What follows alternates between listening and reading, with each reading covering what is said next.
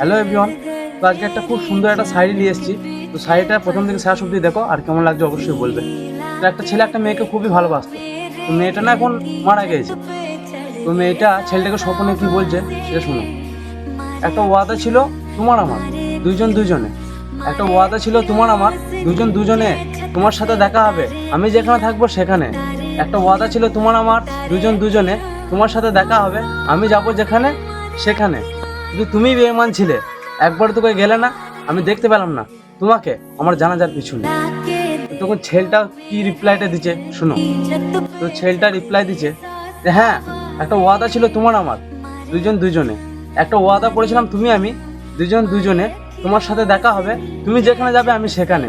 একটা ওয়াদা ছিল তোমার আমার দুজনে, তোমার সাথে দেখা হবে আমি যেখানে যাব সেখানে।